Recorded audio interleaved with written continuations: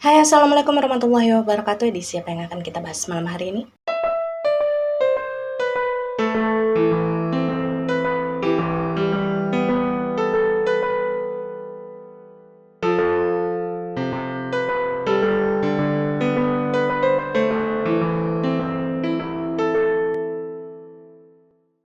Ya, malam hari ini kita akan masuk lagi ke dalam edisi Dongeng Malam, dan kisah yang akan kita dengarkan bersama kali ini merupakan sesuatu yang spesial bagi saya pribadi. Yang pertama adalah karena sosok yang akan kita bahas di dalam cerita ini merupakan sosok residual energi yang berasal dari lain terakhir kehidupan yang sangat jauh sekali. Dimana ketika beliau masih hidup dulu, beliau ini memang menjalani kehidupan di masa-masa kerajaan itu masih ada di Nusantara. Sampai saya sendiri pun tidak tahu harus menyebutkan tahun berapa sebetulnya line terakhir kehidupan dari sosok residual energi ini berada. Dan alasan yang kedua adalah karena bagi saya beliau ini adalah sosok yang tidak pernah saya temui sebelumnya. Saya betul-betul keluar dari zona nyaman saya ketika melakukan retrokognisi, dan dari pengalaman komunikasi ini saya juga mempelajari banyak hal ya yang berhubungan dengan apa yang saya bisa. Meskipun memang pada akhirnya recovery yang saya lakukan ketika sudah selesai melakukan komunikasi dengan beliau itu cukup lama. Jadi betul-betul berbeda dari pengalaman-pengalaman yang sudah pernah saya lakukan sebelumnya. Tapi saya sangat bersyukur karena memang sosok ini pada akhirnya memberikan izin kepada kita semua untuk mendengarkan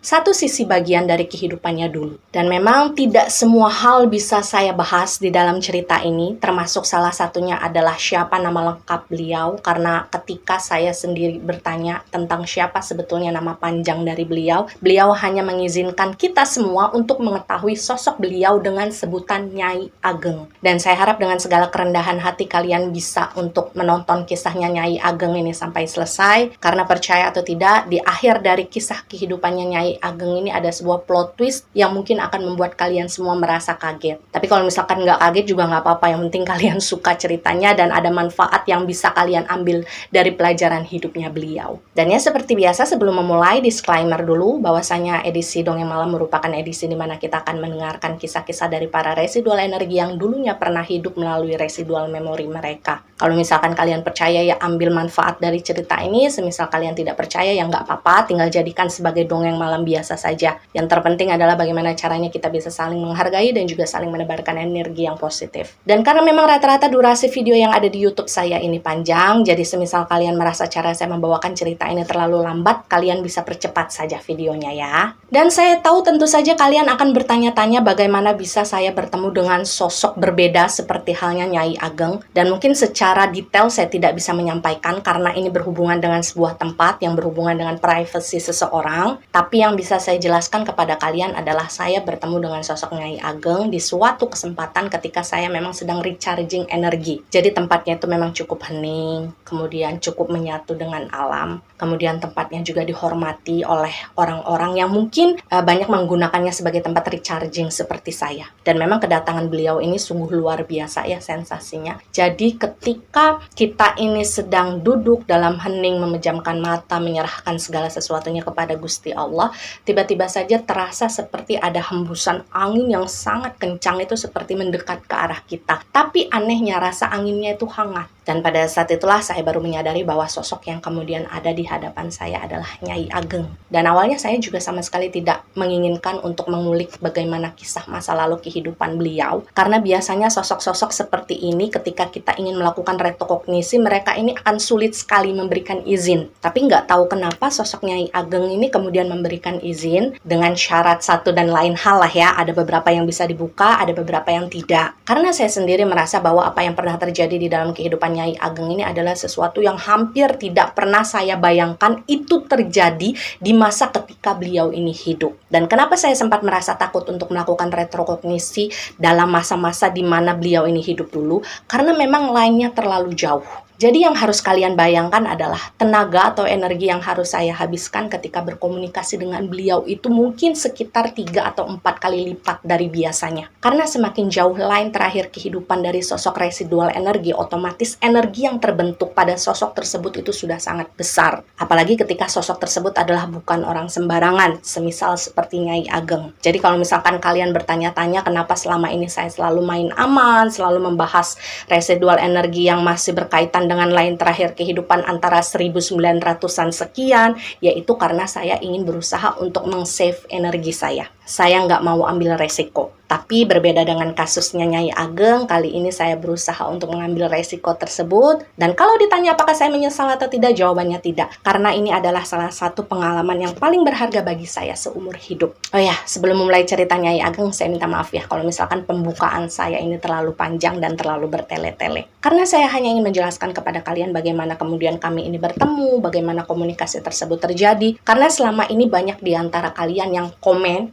di beberapa YouTube saya, mungkin merasa penasaran gimana sih sebetulnya kalau misalkan Kak Desi ini lagi berkomunikasi dengan satu sosok. Dan kenapa Kak Desi ini tidak pernah mengatakan secara lengkap di mana sebetulnya tempat ketika Kak Desi ini bertemu dengan sosok residual energi. Jawabannya sederhana ya, karena tidak semua tempat yang menjadi tempat di mana saya bertemu dengan sosok residual energi itu adalah tempat yang terbengkalai. Kebanyakan adalah tempat yang masih dimiliki oleh seseorang.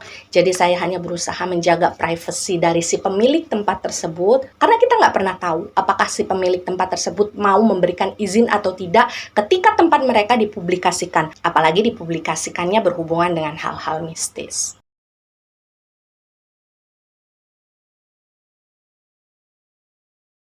Dan pada bagian pertama dari kisah Nyai Ageng, saya ingin kalian tahu dulu siapa sosok beliau ini dan bagaimana kehidupan beliau serta keluarganya dulu ketika beliau ini hidup. Jadi gini ya guys, satu hal yang harus kalian mengerti. Beliau ini enggan untuk menyebutkan siapa sih sebetulnya sosok beliau dulu. Atau bagaimana sih sebetulnya latar belakang dari keluarga beliau dulu. Tapi kalau kita menilik lebih dalam melalui residual memorinya Nyai Ageng ini ya, terlihat sekali bahwa pada saat itu Nyai Ageng ini bukanlah orang yang sembarangan. Terlepas apakah Nyai Ageng ini memiliki keterkaitan atau tidak dengan kerajaan yang pada saat itu masih ada di Nusantara, tapi yang jelas Nyai Ageng dan keluarganya ini bukanlah sebuah keluarga yang berasal dari kalangan rakyat biasa. Karena kalau kalian nanti melihat bagaimana postingan gambar beliau, kalian pasti akan memahami maksud saya. Di mana beliau ini terlihat memakai pakaian yang bisa dibilang cukup mewah, yang terbuat dari bahan berkualitas, bahkan di bagian sulamannya itu berkilau seperti disulam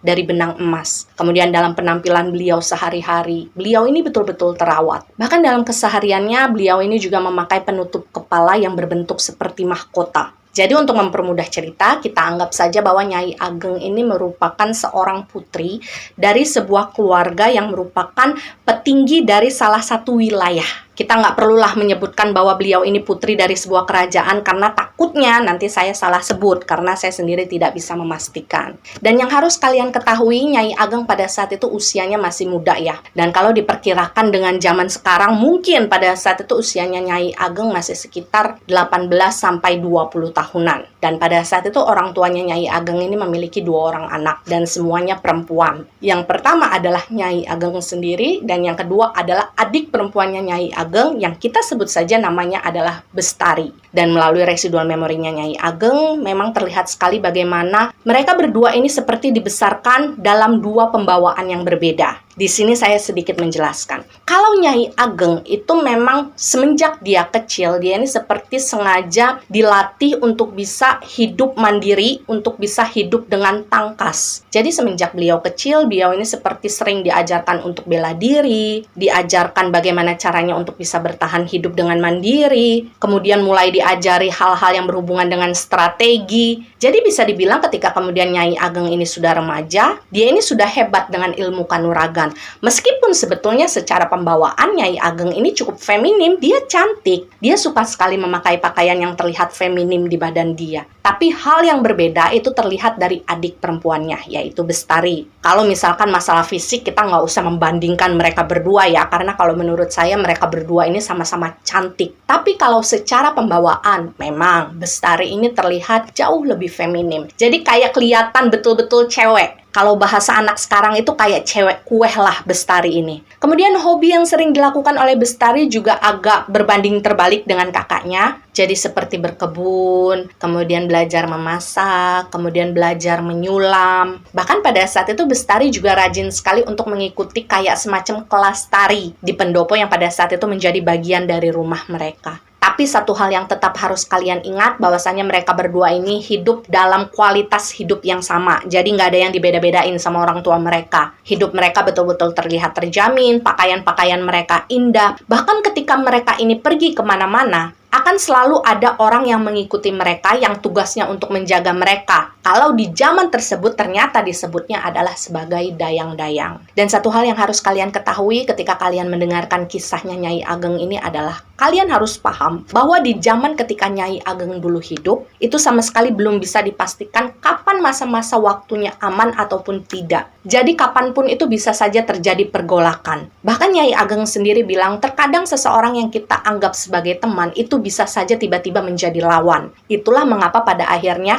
Nyai Ageng sekeluarga ini kemudian hidup sebagai sebuah keluarga yang mandiri. Keluarga mereka sama sekali nggak mau bergantung dengan salah satu petinggi dari kerajaan yang mungkin pada saat itu berkuasa di tempat di mana mereka ini hidup. Jadi meskipun mungkin pada saat itu mereka merupakan sebuah keluarga yang sangat berada, tapi mereka ini nggak mau dihubung-hubungkan dengan pihak-pihak tertentu. Mungkin kalau di zaman sekarang disebutnya keluarga mereka ini independen lah. Singkat cerita, ketika kemudian usianya Nyai Ageng ini sudah lebih dari 20 tahun, mungkin sekitar 22-23 tahun ya, pada saat itu tiba-tiba saja datang sebuah lamaran dari seorang laki-laki yang ditujukan kepada Nyai Ageng. Dan nggak tahu kenapa ketika saya menyaksikan proses lamaran tersebut datang gitu ya kepada Nyai Ageng, vibes-nya itu seperti menggambarkan bahwa lamaran itu datangnya dari seorang pria yang memang berasal dari kasta yang tinggi. Kenapa saya bilang seperti itu? Karena lamaran tersebut datang melalui sebuah surat yang diantarkan oleh beberapa orang yang kemungkinan adalah orang-orang kepercayaan dari pria tadi. Kemudian mereka datang ke kediamannya Nyai Ageng sekeluarga dan menyampaikan isi dari surat tersebut di depan Nyai Ageng dan juga orang tuanya. Jadi memang betul-betul proses lamarannya itu sangat formal. Dan ketika lamaran tersebut datang, Nyai Ageng ini mengatakan dia tidak langsung memberikan sebuah jawaban.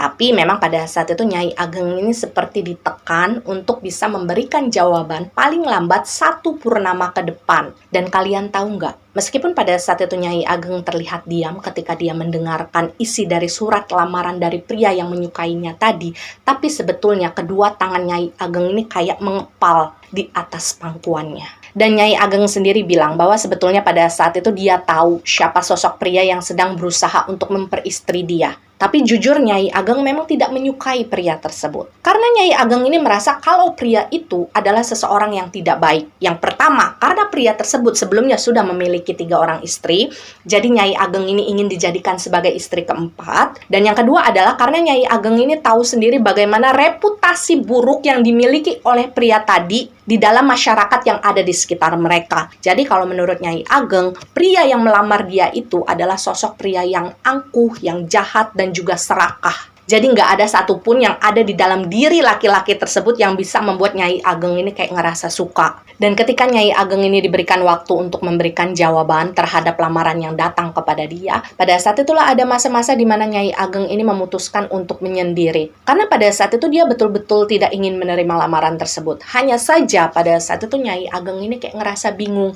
gimana nih cara untuk mengungkapkan ketidakinginannya tersebut kepada orang tuanya. Karena Nyai Ageng ini awalnya berpikir mungkin saja kedua orang tuanya pada saat itu menyetujui lamaran tadi. Dan kalau orang tuanya ini sudah setuju, mau nggak mau Nyai Ageng kan nggak mungkin melawan. Tapi untungnya di suatu hari, di tengah proses ketika Nyai Ageng ini sedang menyendiri, pada saat itulah akhirnya ayahnya Nyai Ageng ini sempat datang untuk menemui Nyai Ageng. Kemudian mereka ini bicara dari hati ke hati. Dan dari pembicaraan tersebutlah pada akhirnya Nyai Ageng ini mengetahui bahwa baik itu ayahnya ataupun ibunya, mereka ini sama-sama tidak setuju semisal Nyai Ageng ini harus menikah dengan pria yang melamarnya. Karena pada saat itu ternyata kedua orang tuanya Nyai Ageng juga tidak suka dengan pria tersebut. Meskipun pada saat itu banyak sekali harta yang ditawarkan kepada orang tuanya Nyai Ageng, kekuasaan yang ditawarkan kepada mereka, semisal Nyai Ageng ini mau menerima lamaran dari pria tadi, tapi untungnya pada saat itu orang tuanya Nyai Ageng ini bukanlah tipe-tipe orang yang silau dengan hal-hal semacam itu. Tapi sayangnya memang pada saat itu Nyai Ageng dan ayahnya ini sama-sama tahu kalau misalkan lamaran yang datang dari seorang pria yang berasal dari kasta tinggi itu hampir mustahil untuk ditolak. Kenapa seperti itu? Karena itu adalah hal yang berhubungan dengan harga diri mereka.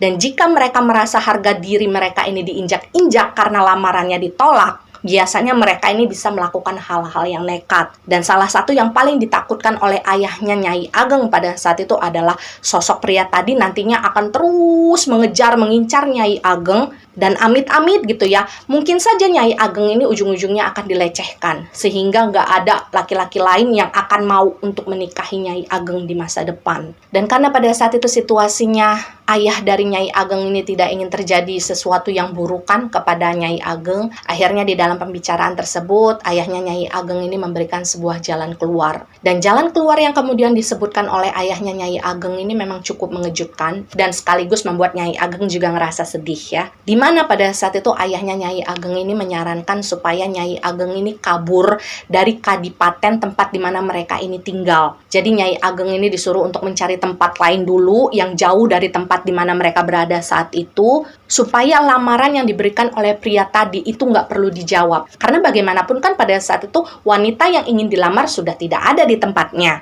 Ayahnya Nyai Ageng pada saat itu juga bilang kepada putrinya bahwa dia percaya kalau selama ini dia sudah mendidik Nyai Ageng dengan baik untuk bisa hidup mandiri, dan ayahnya percaya kalau kehidupan Nyai Ageng di luar sana nantinya akan baik-baik saja. Apalagi nantinya ayahnya Nyai Ageng ini akan mengikut sertakan 2 orang kepercayaannya untuk menemani Nyai Ageng, dan juga akan menitipkan beberapa harta lah gitu ya yang bisa digunakan oleh Nyai Ageng di dalam proses pelariannya tadi, supaya Nyai Ageng ini bisa menemukan kehidupan yang lebih baik lagi. Dan meskipun pada saat itu memang mereka berdua sama-sama terlihat sedih, tapi mungkin pada saat itu ayahnya Nyai Ageng ini merasa bahwa itu adalah satu-satunya jalan terbaik yang bisa mereka ambil. Karena ayahnya Nyai Ageng ini sama sekali nggak mau melihat putrinya harus menikah, harus tunduk dengan suaminya yang jahat dan juga serakah. Dan mendengar titah yang diberikan oleh sang ayah, pada akhirnya Nyai Ageng ini menurut. Dan dalam semalam, Nyai Ageng ini sudah menyiapkan segala sesuatunya yang akan dia bawa dan dia gunakan di dalam pelariannya. Dan memang di dalam pelariannya, Nyai Ageng ini enggan untuk meninggalkan penutup kepala dia yang serupa kayak mahkota gitu. Karena menurut Nyai Ageng, mahkota tersebut adalah simbol atau lambang kebanggaan dari keluarganya. Jadi dia bawalah penutup kepala serupa mahkota tadi. Dan kalian harus tahu bahwa rencana pelarian Nyai Ageng ini sama sekali tidak diketahui oleh siapapun, kecuali oleh ayahnya Nyai Ageng dan juga 2 pengawal yang nantinya ditugaskan untuk menemani Nyai Ageng. Tapi sayangnya di tengah malam, ketika Nyai Ageng ini sedang mempersiapkan segala sesuatunya kan, nah pada saat itu Bestari ini tidak sengaja terbangun. Dan dia bingung dong tiba-tiba saja melihat kakaknya ini kayak lagi memberes-bereskan barang-barangnya. Jadi pada saat itu Bestari ini sempat bertanya dong kepada Nyai Ageng, mau kemana, apa yang kamu lakukan? Dan awalnya Nyai Ageng ini sama sekali enggan untuk menjelaskan apapun kepada Bestari. Tapi pada saat itu Bestari menangis, dia berusaha untuk membujuk Nyai Ageng untuk menjelaskan apa sebetulnya yang sedang dia lakukan. Dan mungkin karena suara berisik yang sempat ditimbulkan oleh Bestari, akhirnya pada saat itu kedua orang tuanya Nyai Ageng ini terbangun. Dan ketika ayah mereka ini melihat bagaimana Bestari ini kayak ngerengek-ngerengek nangis gitu kan sambil megangin jubahnya Nyai Ageng, akhirnya pada saat itu ayah mereka ini berusaha untuk menjelaskan situasi yang sebetulnya sedang terjadi kepada Bestari. Dan ketika Bestari ini tahu kalau misalkan pada saat itu kakak perempuan satu-satunya yang paling dia sayang akan melakukan sebuah pelarian,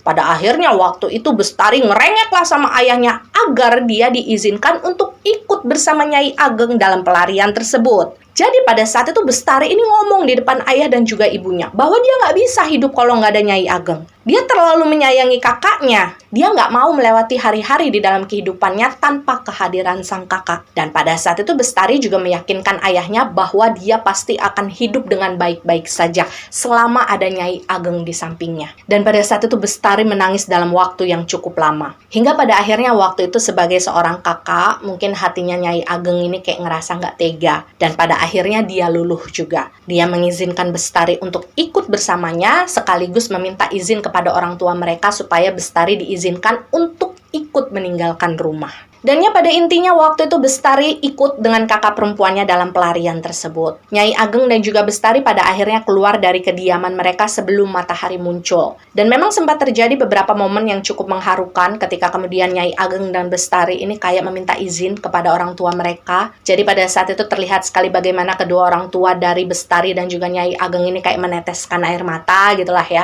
Kayak memberikan beberapa wejangan kepada putri-putri mereka. Dan pada saat itu satu pesan yang cukup terdengar jelas melalui residual memorinya Nyai Ageng adalah sang ayah menitipkan pesan bahwa nanti ketika ayahnya ini sudah merasa bahwa situasi aman, sudah memungkinkan bagi Nyai Ageng dan juga Bestari pulang, maka ayahnya mereka ini akan mengirimkan seseorang untuk menyampaikan pesan tersebut kepada Nyai Ageng dan juga Bestari. Karena sesungguhnya ayah mereka ini masih sangat berharap bahwa suatu hari kedua putri kesayangannya itu bisa pulang ke rumah mereka dan melanjutkan kehidupan mereka bersama-sama. Dan satu hal yang harus kalian tahu ya, dan ini adalah sesuatu yang cukup unik juga bagi saya, karena ini adalah sesuatu yang baru saya lihat, baru saya pelajari ketika saya melakukan retrokognisi dengan Nyai Ageng, bahwa pada saat pergi, waktu itu Nyai Ageng ini seperti diberikan dua pouch, jadi kayak dua kantong yang cukup besar, di mana di satu pouch itu isinya adalah koin yang terbuat dari emas, sementara satu pouch yang lain adalah koin yang terbuat dari kayak semacam tembaga gitu. Dan Nyai Ageng menjelaskan bahwa dia akan selalu menggunakan koin yang terbuat dari emas itu untuk membeli sesuatu yang mahal atau sesuatu yang besar. Misalkan ketika Nyai Ageng ini ingin membeli pakaian atau dia ingin membeli kayak semacam bahan-bahan atau material yang nantinya akan dia gunakan untuk membangun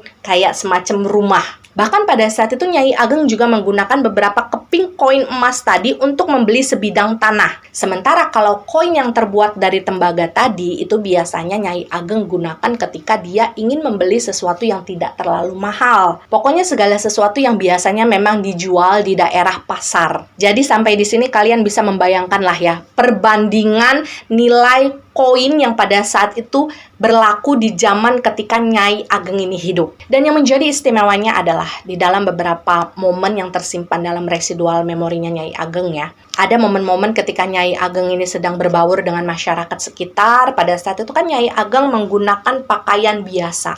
Dia nggak mungkin pakai jubahnya dia yang terbuat dari sulaman emas kan. Tapi meskipun dia memakai pakaian yang biasa, kecantikan beliau, kemudian kayak auranya beliau itu betul-betul masih terpancar. Dan karena hal tersebutlah pada akhirnya keberadaan Nyai Ageng ini seperti menjadi pusat perhatian dimanapun beliau ini sedang berada. Meskipun pada saat itu sebenarnya Nyai Ageng ini sama sekali nggak mau diperhatikan oleh orang-orang banyak. Karena kalau menurut saya beliau ini cantik. Cantiknya tuh unik, kalian ngerti nggak? Cantiknya tuh kayak spesial. Mungkin kalau dibilang cantik kayak boneka, enggak juga. Tapi cantiknya itu adalah tipe-tipe cantik yang ketika kalian ngeliat, kalian itu kayak ngerasa segan untuk menatap beliau lebih lama. Dan yang paling saya suka dari sosok Nyai Ageng ini adalah rambutnya. Karena rambutnya itu hitam, tebal ya. Kemudian kayak halus sekali. Dan pada saat itu di dalam pelariannya, Nyai Ageng ini sengaja membeli sebidang tanah yang letaknya ada di bagian pedalaman dari sebuah bukit. Jadi tempat atau lokasinya ini memang lumayan berjauhan dari tempat di mana pusat dari kehidupan masyarakat di tempat tersebut berlangsung. Dan di sebidang tanah tersebutlah pada akhirnya pelan tapi pasti Nyai Ageng ini mulai membangun sebuah rumah yang cukup besar sebetulnya sebagai tempat dia dan Bestari ini tinggal bersama dua orang pengawal mereka yang kebanyakan memang tinggal di bagian depan dari rumah tersebut karena mereka ini kan sifatnya menjaga. Dan alasan mengapa pada saat itu Nyai Ageng memilih tempat yang lumayan tersembunyi adalah karena sejujurnya pada waktu itu Nyai Ageng ini seperti masih merasa agak ketakutan. Beliau ini kayak masih merasa cemas kalau saja nanti ada orang yang menjadi suruhan dari laki-laki yang pernah melamarnya waktu itu berusaha untuk mencari mereka. Itulah mengapa Nyai Ageng ini ingin tempat mereka tinggal itu lumayan tersembunyi. Dan di titik inilah saya mungkin akan mulai memilah beberapa poin-poin kehidupan dari Nyai Ageng yang dulu pernah berlangsung ya. Jadi saya hanya menceritakan kepada kalian mana-mana saja yang saya anggap penting dan saya anggap memiliki hubungan dengan bagaimana nanti cerita mereka ini akan berakhir. Jadi pada saat itu ketika Nyai Ageng, Bestari, dan dua penjaga mereka sudah tinggal di tempat tersebut selama beberapa tahun lamanya, pada saat itulah akhirnya Nyai Ageng ini menyadari bahwa Bestari ini memiliki kemampuan untuk mengobati seseorang. Tapi mengobatinya ini dengan cara herbal loh ya. Bukan mengobati dalam hal-hal supranatural, bukan. Jadi mungkin kalau zaman sekarang ini disebutnya sebagai tabib lah. Dan pada saat itu Nyai Ageng ini sempat bertanya kepada Bestari, kok kamu bisa sih ngobatin orang, belajar dari mana? Dan pada saat itulah akhirnya Bestari ini menjelaskan bahwa semenjak dia kecil, sebetulnya secara tidak sengaja saja, maksudnya kayak antara pengen belajar atau tidak, pada saat itu ibu mereka sempat mengajarkan beberapa hal yang berhubungan dengan pengobatan-pengobatan sederhana yang biasanya dilakukan kepada orang-orang yang sedang sakit. Dan pada saat itulah akhirnya Nyai Ageng ini teringat bahwa memang di masa lalu dari ibu mereka, dulunya ibu mereka ini adalah seorang tabib. Jadi beliau ini memang sudah terbiasa untuk mengobati orang. Beliau ini pergi dari satu tempat ke tempat yang lain dengan menggunakan perahu. Tapi memang apa yang dilakukan oleh ibu mereka pada saat itu memang harus berhenti ketika pada akhirnya beliau ini bertemu dengan ayahnya mereka. Jadi ketika ibu dan ayahnya mereka ini menikah, pada saat itulah ibu mereka ini sudah tidak lagi menjadi seorang tabib. Beliau ini fokus untuk mengurus keluarganya saja. Dan siapa sangka kalau misalkan pada akhirnya ternyata kemampuan yang dimiliki oleh ibu mereka itu diwariskan kepada Bestari. Karena memang mungkin pada saat itu yang terlihat tertarik dengan hal-hal yang berhubungan dengan pengobatan itu adalah Bestari. Sementara kalau Nyai Ageng ini kan semenjak kecil memang terlihat lebih tertarik dengan hal-hal yang berhubungan dengan bela diri. Dan awalnya tidak banyak orang yang tahu tentang kemampuannya Bestari untuk mengobati seseorang. Jadi Bestari ini hanya sesekali saja mengobati orang-orang yang kebetulan dia temui ketika Bestari ini sedang melakukan sebuah perjalanan. Misalkan ketika Bestari ini kebetulan sedang jalan-jalan, cari angin gitu kan, untuk menyusuri area pinggiran dari kadipaten tempat di mana mereka tinggal, kemudian secara tidak sengaja Bestari ini bertemu dengan orang yang sedang sakit. Nah, pada saat itulah biasanya Bestari ini akan memberikan pertolongan. Dan bisa dibilang pada saat itu Nyai Ageng ini merupakan seorang kakak yang sangat suportif kepada adiknya. Dia memberikan kebebasan kepada Bestari untuk melakukan apa yang dia suka. Bahkan pada saat Nyai Ageng ini sudah tahu tentang kebiasaannya Bestari yang sering mengobati orang-orang, pada saat itu secara khusus Nyai Ageng ini memerintahkan kedua penjaganya untuk selalu mengikuti keinginannya Bestari setiap kali Bestari ini menyuruh para penjaga tersebut untuk mencari beberapa tumbuhan-tumbuhan yang mungkin dianggap obat. Karena pada saat itu Nyai Ageng bilang, dia sangat senang ketika melihat adik perempuannya itu bisa tumbuh menjadi seorang perempuan yang bermanfaat, yang bisa menolong orang-orang banyak dengan kemampuannya. Jadi pada saat itu Nyai Ageng ini sangat bangga sekali dengan Bestari. Hingga pada akhirnya kemampuan Bestari untuk mengobati orang itu semakin diketahui oleh orang banyak ketika di suatu hari di area tempat di mana mereka tinggal itu sedang dilanda kayak semacam wabah penyakit. Tapi wabah penyakit yang pada saat itu menyebar bukanlah tipe-tipe penyakit yang menakutkan atau yang bisa membuat seseorang itu kondisinya menjadi parah. Hanya saja memang penyakit tersebut menyebarnya lumayan gampang. Jadi memang dibutuhkan tindakan pengobatan yang cukup cepat. Dan pada saat itulah akhirnya Bestari ini menjadi salah satu orang yang ikut berkontribusi di dalam proses pengobatan tersebut. Dan awalnya Bestari ini hanya membantu beberapa orang saja yang kebetulan dia temui. Dan mungkin pada saat itu orang yang diobati oleh Bestari ternyata langsung sembuh. Dan berita tersebut pada akhirnya mungkin sampailah dari mulut ke mulut kan. Jadilah tidak lama kemudian tiba-tiba saja banyak orang yang datang untuk mencari keberadaannya Bestari. Sampai pada akhirnya mereka bisa menemukan tempat di mana Bestari dan Nyai Ageng ini tinggal. Meskipun sebenarnya pada saat itu lokasi di mana mereka ini berada itu kan cukup terpencil. Dan orang-orang yang datang ke kediaman mereka pada saat itu tentu saja minta disembuhkan oleh Bestari ya. Dan kalian bayangkan ketika orang-orang tersebut datang, kebanyakan dari mereka ini membawa kayak semacam hasil-hasil bumi untuk dijadikan sebagai bayaran. Meskipun beberapa orang di antaranya itu tetap menggunakan kayak semacam koin-koin tembaga gitu. Dan Nyai Ageng bilang, sebetulnya pada saat itu Bestari sempat merasa tidak enak kepada kakaknya. Karena secara tidak sengaja Bestari ini merasa dia sudah mengungkapkan di mana tempat mereka tinggal kepada orang-orang yang pada saat itu datang untuk berobat. Karena kan selama ini sebetulnya Bestari tahu kalau Nyai Ageng ini sengaja mencari tempat yang tersembunyi supaya mereka ini nggak ketahuan sama orang banyak. Meskipun pada saat itu sebetulnya Nyai Ageng juga sempat merasa cemas ketika dia melihat kok makin banyak orang yang datang, apakah nanti ini nggak akan jadi masalah ke depannya gitu. Tapi pada saat itu Nyai Ageng berusaha untuk mencari sisi positif dari segala hal yang terjadi. Jadi alih-alih beliau ini marah kepada Bestari, pada saat itu Nyai Ageng justru berusaha untuk mendukung segala sesuatu yang Bestari lakukan. Jadi yang bisa dilakukan oleh Nyai Ageng pada saat itu di dalam hatinya adalah meyakinkan dirinya sendiri bahwa segala sesuatunya pasti akan berjalan baik-baik saja, bahwa tidak akan ada orang-orang yang menjadi kepercayaan pria yang pernah melamar Nyai Ageng dulu itu datang untuk mencari mereka ke sana. Karena pada saat itu Nyai Ageng juga yakin bahwa lokasi di mana mereka tinggal dengan lokasi di mana mereka ini berasal itu jaraknya sangat jauh.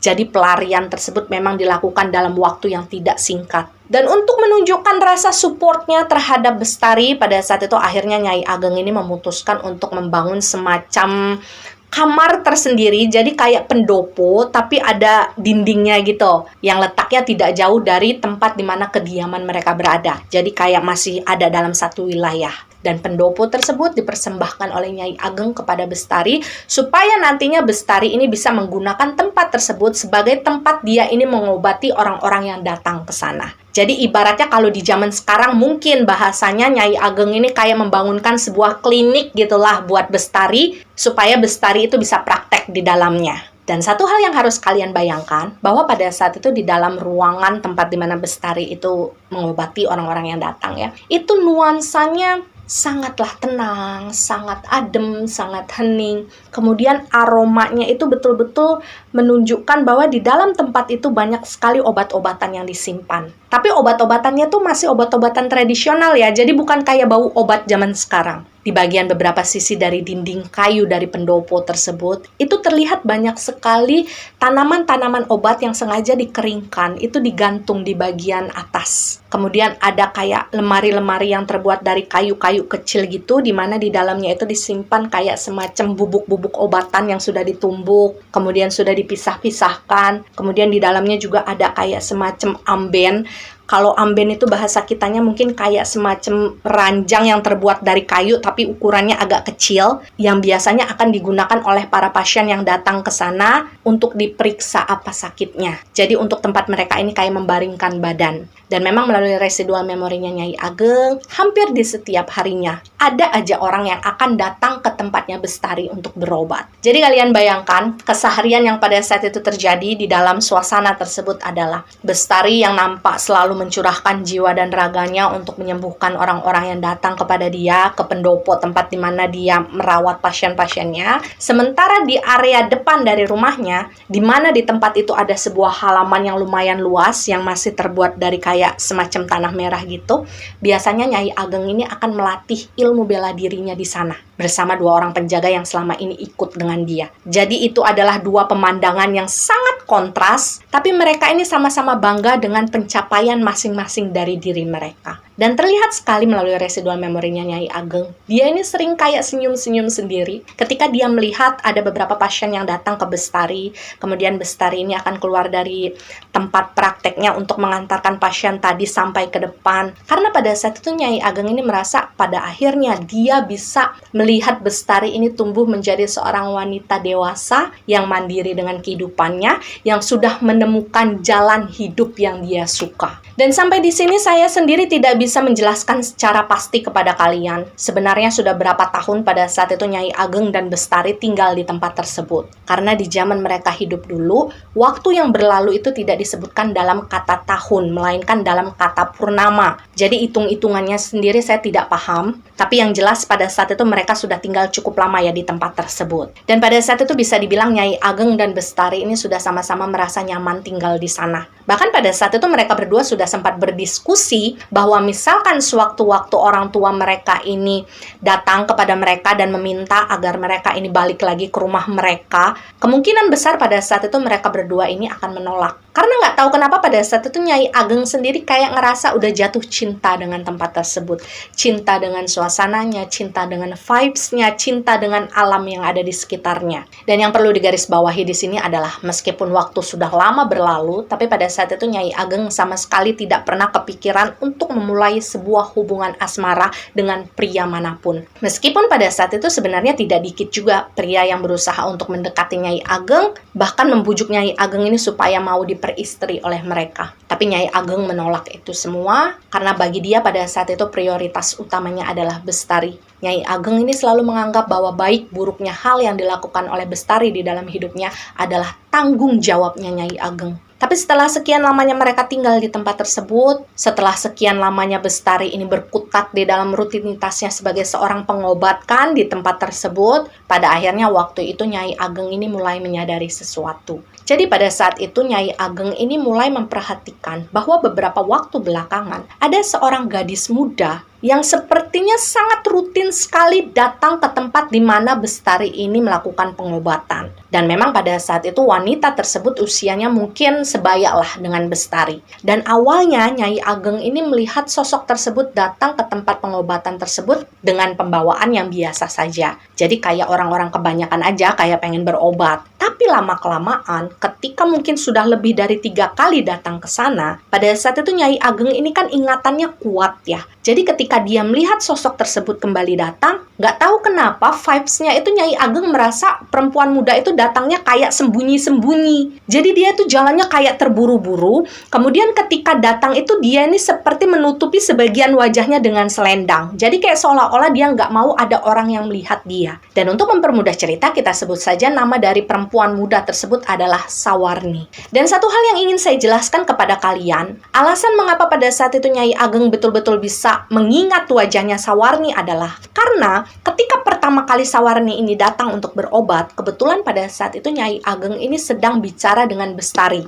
di depan pintu dari pendopo tempat di mana biasanya Bestari ini melakukan pengobatan. Jadi pada saat itu situasinya Nyai Ageng betul-betul kayak face to face nih dengan Sawarni. Itulah mengapa Nyai Ageng ini bisa ingat. Dan memang kalau melalui residual memorinya Nyai Ageng, Sawarni ini adalah seorang wanita yang bisa dibilang cukup manis. Kulitnya itu warnanya coklat, dia tidak terlalu tinggi. Terus rambutnya itu kayak agak ikal tapi sering dicepol ke belakang. Dan awalnya Nyai Ageng juga sama sekali nggak mau ambil pusing dengan kedatangannya Sawarni ke tempat Bestari. Sekali, 2 kali, 3 kali. Nyai Ageng ini kan terus memperhatikan. Karena memang posisi di mana Nyai Ageng ini tinggal dengan posisi di mana pendopo tempat Bestari ini berada, itu cuma jaraknya beberapa langkah doang. Jadi siapapun yang datang ke pendopo tersebut bisa kelihatan dengan jelas oleh Nyai Ageng ketika dia sedang berada di depan. Dan pada saat itu Nyai Ageng sendiri mengaku bahwa dia jarang sekali melihat orang yang sama itu akan datang ke tempatnya Bestari selama lebih dari 2 kali. Karena biasanya orang yang datang untuk berobat ke Bestari hanya dalam 1 atau 2 kali pertemuan itu biasanya mereka akan langsung sembuh. Tapi ketika melihat Sawarni sering sekali datang ke tempatnya Bestari, pada saat itulah Nyai Ageng ini kayak mulai bertanya-tanya, apakah pada saat itu Sawarni ini menderita sebuah penyakit yang sulit disembuhkan,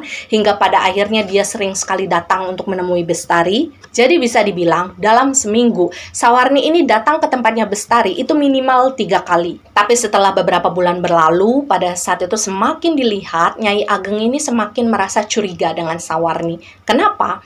Karena pada saat itu pernah di satu kesempatan ketika Nyai Ageng ini sedang berlatih bela diri di depan halaman kediaman mereka, pada saat itu dia ini memergoki Sawarni sedang berlari cepat-cepat untuk menuju ke tempat di mana Bestari ini melakukan pengobatan, jadi ke pendopo tersebut ya. Dan pada saat itu Sawarni ini seperti sengaja menutupi semua wajahnya dengan selendang yang dia pakai. Jadi seolah-olah dia ini nggak kepengen ada orang yang tahu kalau dia datang ke sana. Maksudnya Nyai Ageng ini kenapa mesti datang secara sembunyi-sembunyi? Kenapa? Apalagi pada saat itu Nyai Ageng ini selalu merasa bahwa sepertinya Sawarni selalu tahu jam-jam di mana ketika Bestari ini selesai untuk mengobati pasien-pasiennya. Jadi Sawarni ini akan selalu datang ke tempat tempat tersebut ketika Bestari ini sudah selesai dengan pekerjaannya. Jadi udah nggak ada orang lain tuh. Dan biasanya ketika sudah sampai di pendopo tersebut, Sawarni ini akan langsung masuk ke sana dalam waktu yang cukup lama. Dan yang bisa dilakukan oleh Nyai Ageng pada saat itu hanyalah memperhatikan saja dari kejauhan. Karena pada saat itu Nyai Ageng masih berusaha untuk menghargai privasinya Bestari kan. Mungkin saja pada saat itu Bestari dan Sawarni ini memang berteman. Dan siapa tahu saja tujuan Sawarni ini sering datang ke tempatnya Bestari adalah untuk mengobrol dengan Bestari. Makanya mereka ini selalu menghabiskan waktu yang cukup lama ketika mereka ini berada di dalam pendopo tersebut. Dan sampai di titik ini saya berhenti dulu sejenak ya. Karena saya ingin mengingatkan kepada kalian bahwa nantinya di bagian depan dari cerita ini akan mengandung sebuah plot twist yang mungkin tidak akan bisa diterima oleh orang-orang yang mendengarnya. Karena jujur saja plot twist yang akan kalian dengar ini merupakan sesuatu yang bisa dibilang memang melanggar norma. Dan sebenarnya ini adalah salah satu faktor yang sempat membuat saya maju mundur untuk menceritakan atau tidak tentang kisahnya Nyai Ageng dan juga adiknya kepada kalian semua. Tapi dengan segala kerendahan hati saya harap apapun plot twist yang nanti kalian dengar, kalian ambil saja yang positifnya dan kalian buang saja hal-hal yang menurut kalian itu tidak pantas atau negatif ya. Jadi sebelum memulai, sekali lagi saya minta maaf kalau semisal nanti plot twistnya tidak bisa diterima oleh banyak orang. Dan kembali lagi ke cerita, setelah beberapa bulan berlalu, pada saat itu akhirnya ada salah seorang penjaga yang selama ini sudah mengikuti Nyai Ageng dan juga Bestari selama tetahunan di tempat mereka ini tinggal. Jadi pada saat itu situasinya Nyai Ageng ini kayak lagi duduk-duduklah di dalam kediamannya. Kemudian dengan wajah yang cukup panik, pada akhirnya waktu itu penjaga tadi datang menghampiri Nyai Ageng. Dia kayak duduk berlutut gitu di depan Nyai Ageng yang pada saat itu sedang duduk di atas sebuah kursi kayu. Dan pada saat itu Nyai Ageng tentu saja merasa bingung, ada apa kok tiba-tiba penjaganya itu terlihat ketakutan. Dan pada saat itulah akhirnya sambil mengucapkan beribu kata maaf, akhirnya penjaga tersebut mengatakan kepada Nyai Ageng bahwa dia melihat ada sesuatu yang ganjil yang tadi sempat dilakukan oleh Bestari dan juga salah seorang teman perempuannya yang pada saat itu berada satu ruangan di dalam pendopo tempat di mana biasanya Bestari ini melakukan pengobatan. Jadi kebetulan memang pada saat itu Nyai Ageng ini sempat menyuruh sang penjaga tadi untuk memanggil Bestari karena waktu itu kan hari sudah mulai sore dan Nyai Ageng tahu bahwa di jam-jam tersebut biasanya memang sudah tidak ada orang-orang lagi yang datang untuk berobat ke tempatnya Bestari. Jadi Nyai Ageng ini kayak pengen manggil adeknya balik lah. Dan ketika ditugaskan untuk memanggil Bestari, akhirnya sang penjaga tadi mendatangilah pendopo tempat di mana biasanya Bestari ini berada. Dan hal pertama yang dilakukan oleh penjaga tadi adalah mengetuk pintu. Tapi pada saat itu memang tidak ada jawaban. Jadilah akhirnya penjaga itu kembali berusaha untuk mengetuk pintu tersebut dengan lebih keras. Tapi pada saat itu sang penjaga tadi sampai minta maaf berkali-kali kepada Nyai Ageng ya ketika dia menyampaikan kalimat ini. Penjaga tersebut mengaku bahwa secara tidak sengaja dia seperti mendengar suara erangan dari dalam ruangan tempat di mana Bestari dan teman perempuannya itu berada. Tapi pada saat itu penjaga tadi tuh kayak belum memikirkan hal yang macem-macem. Dia justru merasa khawatir karena mengira suara erangan tadi mungkin saja berasal dari Bestari yang sedang merasa kesakitan. Dan karena pada saat itu Bestari tidak juga membukakan pintu meskipun penjaga tadi sudah berusaha untuk mengetuk beberapa kali, akhirnya pada saat itu sang penjaga tadi memutuskan untuk mengintip suasana dalam dari pendopo tersebut. Akhirnya pada saat itu sang penjaga tadi kayak mencari sebuah celah yang memang pada saat itu ada di antara celah-celah bingkai untuk jendela gitu. Karena memang kalian harus ingat bahwasanya pada saat itu konstruksi bangunan itu kan tidak serapat sekarang ya. Ibaratnya pada saat itu bangunan hanya dibuat dari papan-papan kayu gitu doang dan beberapa di antaranya dibuat dari kayak lembaran geribik. Jadi memang masih banyak celah yang bisa digunakan untuk mengintip. Dan pada saat itulah akhirnya penjaga tersebut bilang kepada Nyai Ageng bahwa ketika dia mengintip suasana di bagian dalam dari pendopo itu, penjaga tersebut justru melihat Bestari ini posisinya seperti sedang terlentang di atas dipan kayu yang biasanya digunakan oleh para pasien untuk diperiksa. Dan ketika sedang berbaring terlentang di atas dipan kayu tadi, penjaga tersebut bilang bahwa Bestari itu seperti sudah melepaskan bagian bolero yang dia pakai waktu itu. Jadi pakaiannya itu sudah minim lah.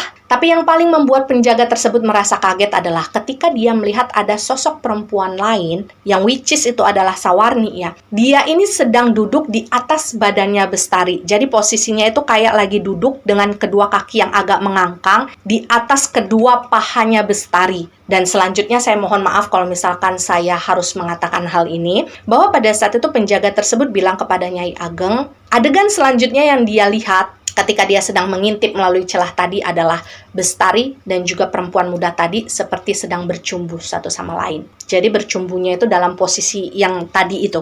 Dan penjaga tersebut bilang kepada Nyai Ageng bahwa setelah dia menyaksikan hal tersebut, sebetulnya dia ingin merahasiakan semuanya dari Nyai Ageng. Karena dia bingung juga harus mengatakan hal tersebut dengan cara seperti apa. Tapi setelah dipikir-pikir, penjaga tersebut akhirnya memutuskan untuk menceritakan segala sesuatunya kepada Nyai Ageng. Karena bagaimanapun dia ini merasa Nyai Ageng berhak untuk mengetahui apa yang dilakukan oleh adiknya. Karena hal yang dilakukan oleh Bestari pada saat itu adalah sesuatu yang masih amat sangat tabu dan aneh di masa ketika mereka ini hidup dulu. Masih sangat tidak pantas untuk dilakukan. Bahkan mungkin seharusnya sampai masa sekarang. Dan kalian tahu nggak, ketika Nyai Ageng ini mendengarkan kisah tersebut dari mulut penjaganya, pada saat itu Nyai Ageng marahnya bukan main. Tapi awalnya Nyai Ageng ini marahnya bukan sama Bestari, melainkan kepada penjaga tersebut. Karena bagaimanapun tidak mungkin rasanya bagi Nyai Ageng untuk bisa langsung percaya dengan cerita yang baru saja dia dengar. Apalagi pada saat itu Nyai Ageng juga tidak bisa melihat buktinya secara konkret. Dan saking marahnya, pada saat itu Nyai Ageng sampai menarik pedang kesayangannya, kemudian mengayunkannya sampai berhenti dekat dengan leher dari sang penjaga yang pada saat itu duduk berlutut di depannya. Waktu itu wajah Nyai Ageng sudah sangat merah, dan dengan suara yang bergetar pada saat itu Nyai Ageng bilang kepada penjaga tadi bahwa dia tidak akan bisa menerima siapapun memberikan fitnahan sekejam itu kepada Bestari, adiknya. Dan Nyai Ageng juga bilang bahwa dia sanggup untuk menghabisi siapapun orang-orang yang sudah berbicara tentang hal-hal yang tidak baik dari sosoknya Bestari. Tapi pada saat itu, jujur saja Nyai Ageng sendiri merasa bahwa ekspresi yang ditampakkan dari sang penjaga yang pada saat itu sedang dia ancam sama sekali nggak ada rasa takutnya. Jadi dari sana sebetulnya Nyai Ageng ini seperti sudah punya feeling bahwa sepertinya penjaga tersebut tidak bohong. Kalau dia bohong, dia pasti akan kelihatan takut waktu itu. Dan kalian harus bayangkan bahwa vibes yang tercipta ketika momen tersebut terjadi sangat menegangkan. Apalagi pada saat itu penjaga tersebut sempat bilang kepada Nyai Ageng bahwa semisal nanti segala sesuatu yang dia ceritakan tadi adalah fitnah, dia bersedia untuk ditebas lehernya oleh Nyai Ageng. Dan kalian tahu nggak, untuk berusaha mempertahankan harga dirinya sebagai seorang, katakanlah majikan lah ya, kepada bawahan yang selama ini sudah tetahunan ikut sama keluarga mereka. Pada akhirnya waktu itu Nyai Ageng seperti mengucapkan sebuah janji atau sebuah ikrar di depan penjaganya tadi, yang kurang lebihnya mengatakan bahwa Nyai Ageng sendirilah yang akan menebas lehernya Bestari, semisal apa yang dikatakan oleh penjaga tadi itu adalah benar adanya. Karena bagi Nyai Ageng, apa yang diceritakan oleh penjaga tadi, semisal itu betul dilakukan oleh Bestari, maka hal tersebut adalah sebuah aib besar yang harus dihilangkan oleh Nyai Ageng selaku anak pertama yang bertanggung jawab atas nama baik keluarganya. Jadi memang bisa dibilang pada saat itu Nyai Ageng ini sangat percaya sama Bestari sampai-sampai dia berani mengeluarkan ikrar seperti itu. Dan pada saat itu Nyai Ageng ini memerintahkan kepada penjaga tadi untuk tidak menceritakan hal apapun kepada Bestari. Jadi mereka ini kayak pura-pura nggak tahu aja lah satu sama lain. Dan pada saat itu Nyai Ageng ini memutuskan untuk tidak langsung menanyakan segala sesuatunya kepada Bestari, karena dia ingin memperhatikan dulu apa yang kemudian terjadi di dalam beberapa hari ke depan. Dan di dalam masa tenangnya Nyai Ageng tersebut, dia berusaha untuk menahan amarahnya gitu kan. Nah pada saat itu Nyai Ageng ini sempat kembali melihat Sawarni ini datang ke pendoponya Bestari selama 2 kali. Dan cara ketika Bestari itu datang masih sama seperti yang kemarin-kemarin, yaitu terburu-buru dan juga seperti berusaha ingin menyembunyikan dirinya dengan cara menutupi wajahnya menggunakan selendang. Dan pada saat itu semakin mendidihlah emosinya Nyai Ageng. Karena pada saat itu Nyai Ageng kayak mulai ngerasa nggak enak hati. Gimana kalau misalkan cerita yang diberikan oleh penjaga tadi itu adalah benar? Karena bagaimanapun, waktu itu, Nyai Ageng ini sudah terlanjur mengucapkan sumpah dia di depan penjaganya. Dan pantang rasanya bagi Nyai Ageng untuk menelan ludahnya sendiri Jadilah pada akhirnya waktu itu Nyai Ageng ini memutuskan untuk mengajak Bestari bicara. Karena bagaimanapun pada saat itu Nyai Ageng seperti sudah tidak memiliki kesabaran lagi untuk mengetahui apa yang sebenarnya terjadi. Jadi situasinya pada saat itu mereka berdua ini bicara empat mata ketika Bestari ini baru saja selesai untuk melakukan pengobatan. Jadi mereka sama-sama duduk di dalam sebuah ruangan yang ada di dalam kediamannya mereka. Dan kalian tahu nggak, menurut Nyai Ageng ya, selama seumur hidup dia mengenal sosoknya Bestari, selama itu dia sama sekali tidak pernah melihat Bestari ini meninggikan suaranya, apalagi membentak Nyai Ageng. Karena selama itu Bestari ini kayak betul-betul hormat gitu sama Nyai Ageng, kayak segan kepada Nyai Ageng. Tapi siapa sangka di malam itu ketika mereka berdua ini sedang bicara, semuanya berubah. Bestari sudah berani untuk menaikkan suaranya, bahkan membentak Nyai Ageng ketika Nyai Ageng ini mempertanyakan apa sebetulnya hubungan yang terjalin antara Bestari dan juga Sawarni. Apa yang menyebabkan pada saat itu Sawarni sering sekali datang untuk menemui Bestari, dan mereka berdua ini terlihat menghabiskan waktu yang cukup lama ketika sedang berdua di dalam pendopo tersebut. Pada saat itulah, melalui residual memorinya Nyai Ageng, Bestari ini terlihat sangat defensif atas pertanyaan tersebut. Jadi dia ini kayak kelihatan agak panik, tapi berusaha untuk menutupi kepanikannya dengan melemparkan kemarahan-kemarahan tidak jelas kepada Nyai Ageng. Dan pada saat itulah untuk pertama kalinya Nyai Ageng ini dituduh oleh Bestari terlalu ikut campur di dalam kehidupannya Bestari. Padahal waktu itu Bestari merasa kalau dia sudah besar dan dia berhak untuk menjalani kehidupannya dia seperti apa yang dia inginkan. Tentu saja pada saat itu Nyai Ageng kaget dengan respon yang diberikan oleh Bestari. Dan karena memang pada dasarnya Nyai Ageng ini adalah sosok pribadi yang sangat tegas, pada akhirnya ketika dia melihat sikap defensif dan emosional yang ditunjukkan oleh Bestari, akhirnya waktu itu untuk pertama kalinya juga Nyai Ageng ini berdiri menghadapi Bestari, kemudian menunjuk wajahnya Bestari dengan jari telunjuknya yang lentik. Pada intinya saat itu Nyai Ageng memperingatkan Bestari untuk tidak melakukan hal yang gegabah. Jangan pernah melakukan hal-hal yang melanggar norma, karena itu bisa menjadi sebuah aib yang membuat nama baik keluarga mereka hancur berantakan. Dan semisal Bestari tetap terus melakukan hal tersebut, maka Nyai Ageng lah yang akan menghentikan Bestari dengan tangannya. Karena ketimbang membuat nama baik keluarga mereka menjadi malu, Nyai Ageng ini lebih memilih untuk meniadakan orang yang menjadi sumber dari rasa malu tersebut. Meskipun pada saat itu mungkin saja orang tersebut adalah Bestari. Dan bisa dibilang peringatan yang diberikan oleh Nyai Ageng pada saat itu membuat Bestari ngambek. Jadi selama beberapa hari dia nggak mau ngomong apapun kepada Nyai Ageng. Bahkan ketika mereka ini berpapasan di dalam kediaman mereka ini sama sekali nggak tegur sapa. Dan pada saat itulah kemudian Nyai Ageng ini seperti menyadari bahwa beberapa hari kemudian Bestari ini nampak menutup tempat pengobatannya itu jauh lebih awal dari biasanya. Kan kalau biasanya Bestari ini akan menutup pendopo tersebut ketika sore menjelang petang. Tapi pada saat itu selama beberapa hari ke depan, Bestari ini sengaja menutup pendoponya itu ketika siang, jadi mungkin sekitar jam 2 atau jam 3. Bahkan pada saat itu semisal ada orang yang datang untuk berobat, maka akan ditolak oleh Bestari. Dan hal tersebut membuat Nyai Ageng ini kayak ngerasa aneh. Kenapa tiba-tiba Bestari seperti itu? Dan yang anehnya lagi, ketika Bestari ini sudah selesai menutup tempat prakteknya, biasanya pada saat itu Bestari ini akan langsung pergi begitu saja, tanpa meminta izin kepada siapa-siapa. Dan Bestari ini biasanya akan pulang ke kediaman mereka itu setelah lewat petang. Jadi ketika hari itu sudah mulai gelap. Dan lagi-lagi sikap yang ditunjukkan oleh Bestari pada saat itu semakin membuat Nyai Ageng ini memendam kemarahan. Dia kayak nggak nyangka aja kalau misalkan adik perempuan dia yang dulu nurut, yang dulu lemah lembut, tiba-tiba berubah menjadi seperti itu. Hingga akhirnya setelah beberapa waktu berlalu, Bestari juga tidak kunjung membaik seperti dulu. Pada akhirnya di suatu hari, ketika kesabarannya sudah sangat menipis, akhirnya Nyai Ageng ini memutuskan untuk mencari tahu sendiri kemana sebetulnya Bestari ini pergi ketika dia sedang tidak ada di rumah. Dan supaya pada saat itu Nyai Ageng ini nggak ketahuan oleh Bestari, semisal Nyai Ageng ini sedang berjalan mengikuti Bestari gitulah ya. Pada akhirnya beberapa hari sebelum hal tersebut dilakukan oleh Nyai Ageng,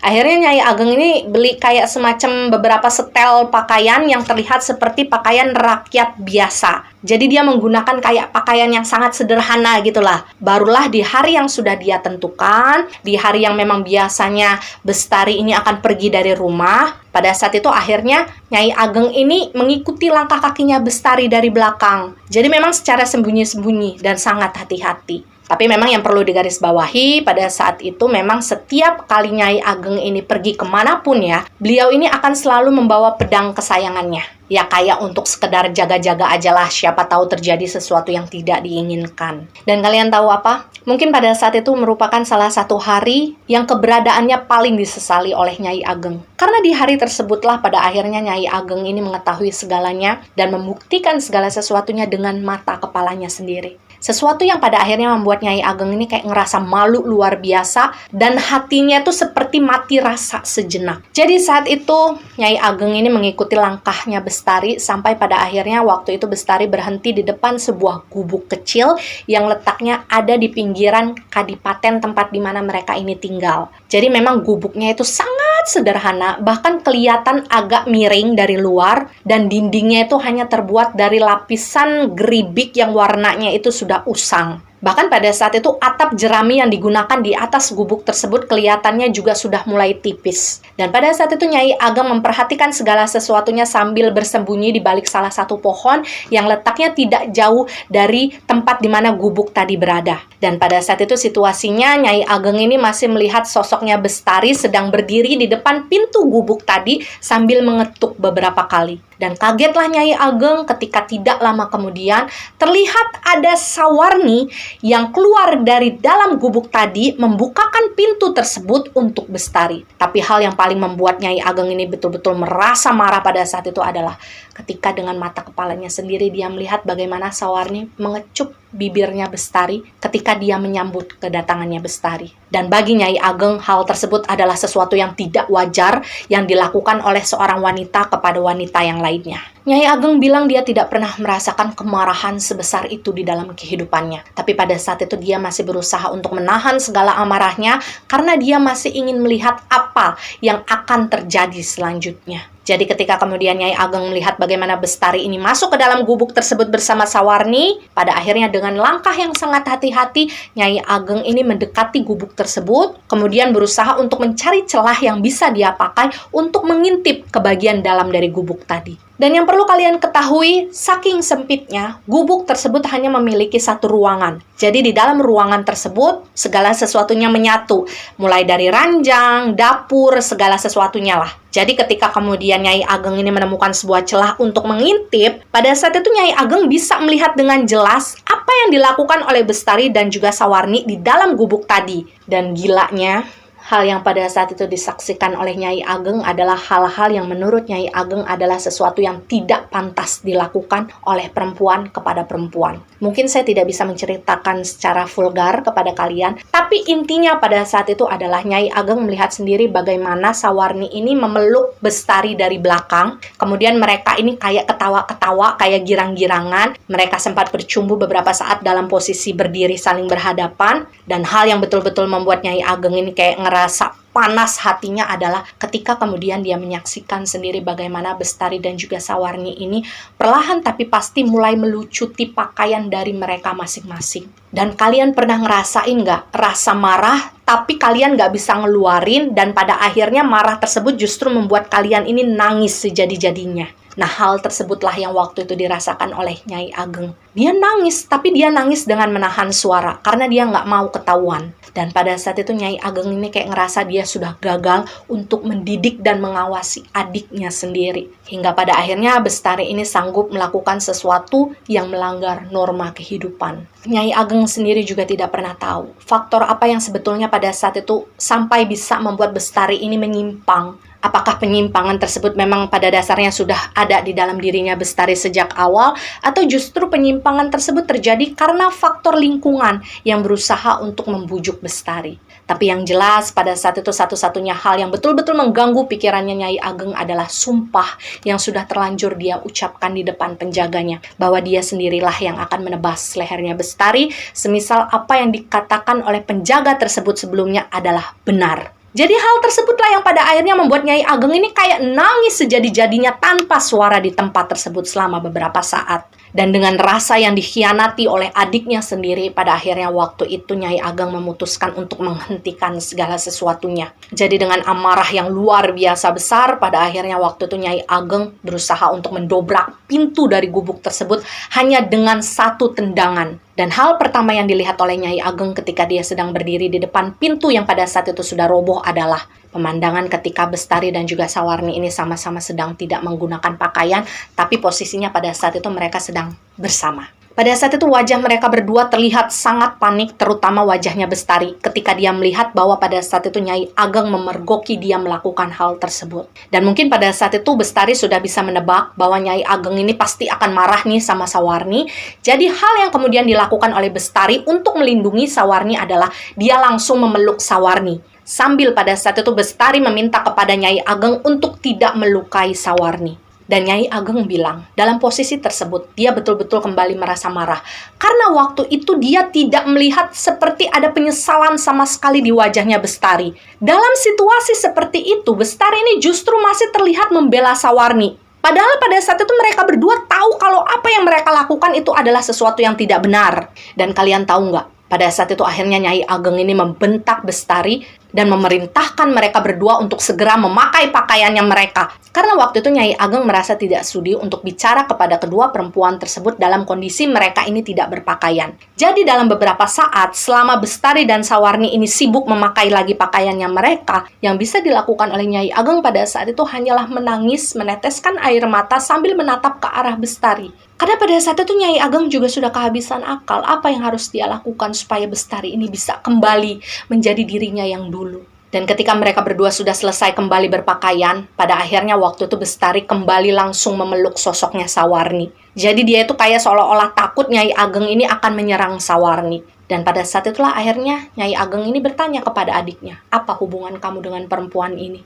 Dan tanpa ada rasa bersalah, akhirnya Bestari bilang kepada Nyai Ageng bahwa pada saat itu Sawarni adalah kekasihnya. Bestari mencintai Sawarni seperti halnya seorang laki-laki yang sedang jatuh cinta kepada seorang perempuan. Dan mendengar pernyataannya Bestari, pada saat itu air matanya Nyai Ageng mengalir semakin deras. Karena entah bagaimana ceritanya, kenapa tiba-tiba saja pada saat itu Bestari menganggap diri dia itu sebagai seorang laki-laki yang sedang jatuh cinta kepada seorang perempuan, yaitu Sawarni. Dan pada saat itu dengan sisa-sisa kesabaran yang masih tersimpan di dalam hatinya, Nyai Ageng ini berusaha untuk memperingatkan Bestari bahwa apa yang dia lakukan itu adalah hal yang salah. Hal tersebut adalah sesuatu yang melanggar norma, dan hal itu bisa menjadi aib yang sangat besar untuk keluarga mereka. Bahkan pada saat itu Nyai Ageng juga sempat menawarkan kesempatan kepada Bestari untuk ikut dia pulang, asalkan Bestari ini mau menyadari kesalahannya dan mau kembali lagi ke jalan yang benar. Tapi kalian tahu, pada saat itu Bestari menolak dengan tegas tawaran yang diberikan oleh Nyai Ageng. Bahkan dengan beraninya Bestari ini sampai bilang di depan Nyai Ageng kalau dia berani mati demi Sawarni, bahwa dia nggak akan bisa hidup bahagia tanpa ada Sawarni di sisinya. Dan pada saat itulah akhirnya Nyai Ageng menyadari bahwa situasi tidak berpihak kepada dia. Sepertinya memang Bestari ini tidak mau lagi diberikan kesempatan untuk bisa memperbaiki dirinya. Kesabaran Nyai Ageng sudah habis. Jadilah pada saat itu Nyai Ageng memutuskan untuk langsung mengangkat pedangnya dan dengan sekali tebasan dia mengakhiri kehidupan Bestari dengan tangannya sendiri.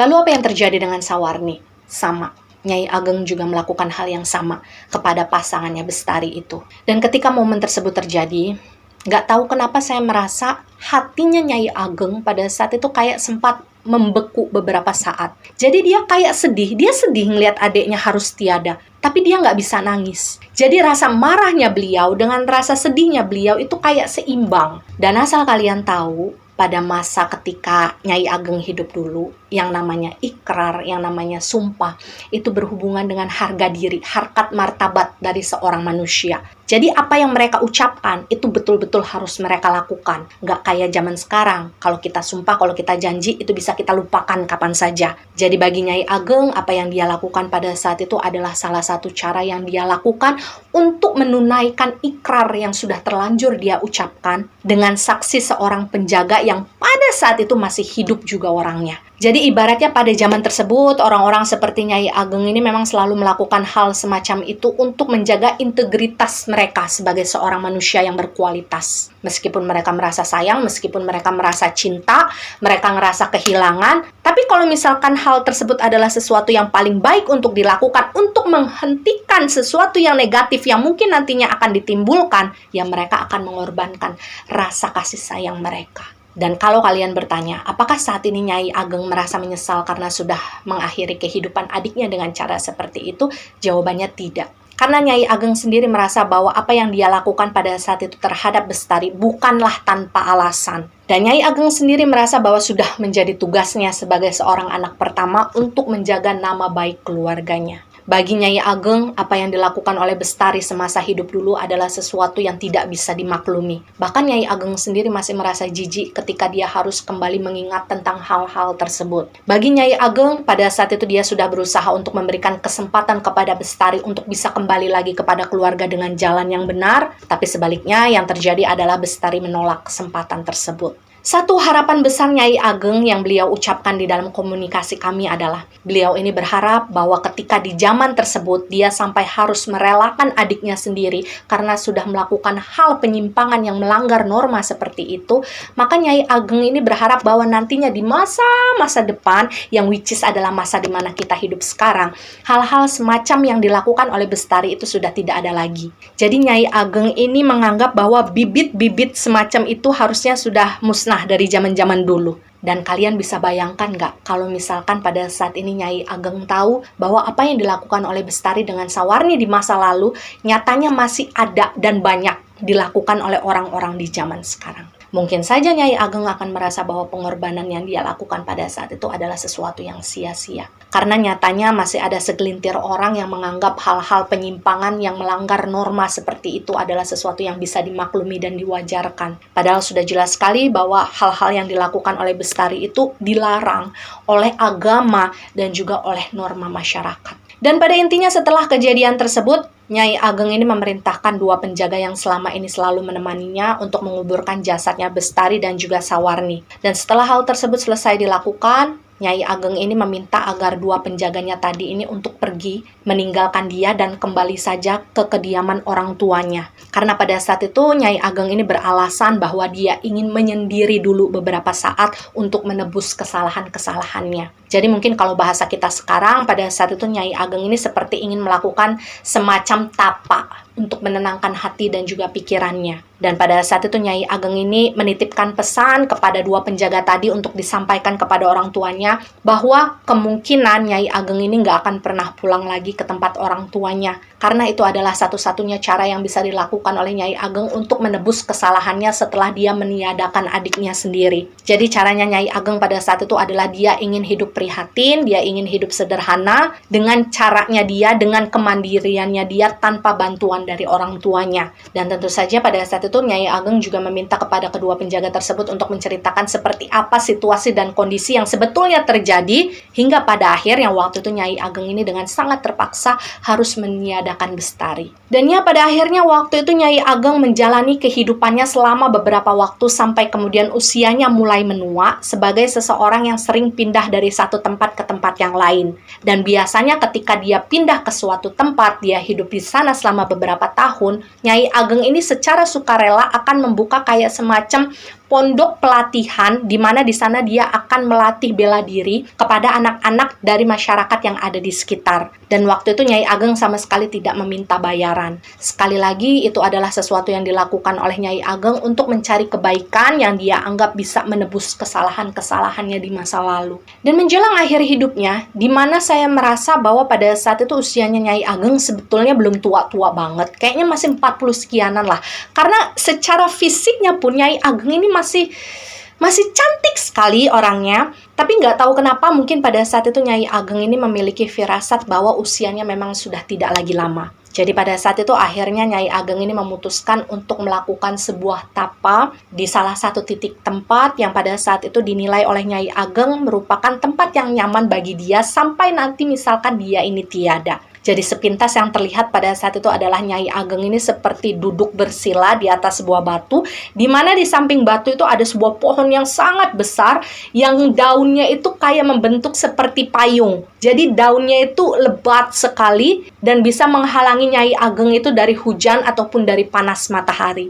Dan selama proses tersebut terjadi, jujur saja residual memorinya Nyai Ageng ini sama sekali tidak bisa melihat apa-apa. Jadi pada saat itu yang bisa saya baca itu adalah sebuah kegelapan. Hanya saja sesekali memang seperti terdengar suara angin, terdengar suara air hujan yang jatuh, suara kicauan burung, tapi visualnya itu nggak ada. Kemungkinan karena pada saat itu memang posisinya Nyai Ageng ini selalu memejamkan mata ketika beliau ini sedang melakukan tapa. Dan sepertinya memang pada saat itu Nyai Ageng akhirnya mangkat di tempat tersebut. Saya tidak tahu seperti apa prosesnya karena tiba-tiba saja rekaman residual memorinya beliau ini berhenti merekam. Dan tidak pernah ada yang tahu apakah selanjutnya Nyai Ageng ini mangkat dengan meninggalkan jasad atau justru beliau ini mangkat dengan cara muwoksa. Jadi wallahu alam bisawab ya, saya juga tidak bisa menjelaskan.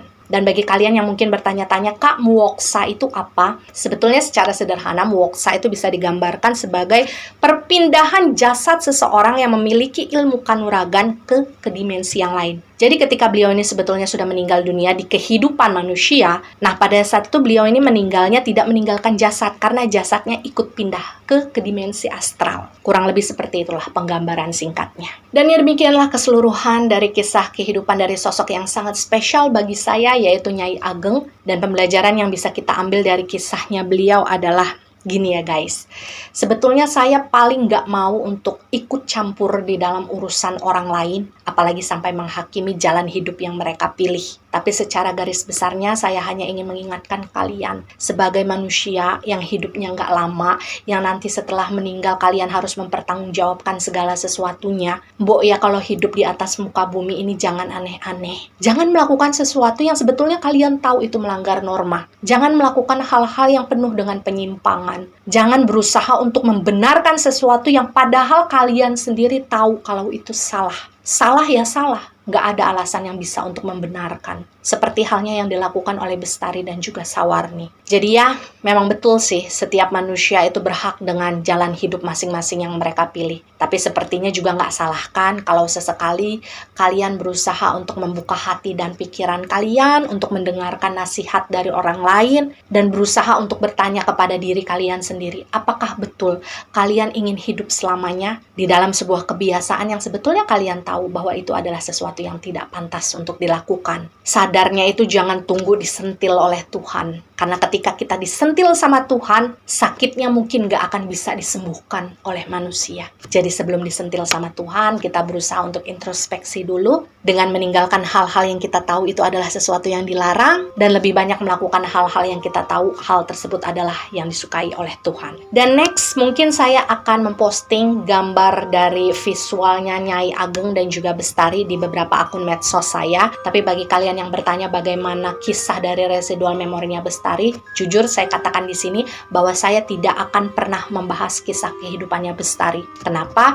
Karena saya semaput guys untuk melakukan retrokognisi terhadap residual energi yang lain terakhir kehidupannya itu sangat jauh seperti halnya Nyai Ageng. Dan saya pun merasa bahwa ceritanya Nyai Ageng sendiri sudah mengandung banyak sekali pembelajaran yang bisa kita ambil. Jadi sudah cukup sampai di sini saja ya. Dan yang percaya atau tidak itu adalah hak kalian sebagai penonton setia. Jika kalian percaya dengan kisah ini, jadikan cerita ini sebagai pembelajaran. Jika kalian tidak percaya dengan kisah ini, maka jadikan kisah ini sebagai dongeng malam biasa. Dan saya harap kita semua yang mendengarkan kisahnya Nyai Ageng ini bisa menitipkan doa untuk beliau dan juga untuk Bestari dan juga untuk Sawarni. Siapapun lah berhak untuk mendapatkan doa baik kita. Dan sampai jumpa di video-video berikutnya. Sehat selalu kalian. Terima kasih bagi kalian yang sudah terus menantikan tayangan video saya ataupun postingan saya. Karena sejatinya saya bukan siapa-siapa tanpa kalian semua.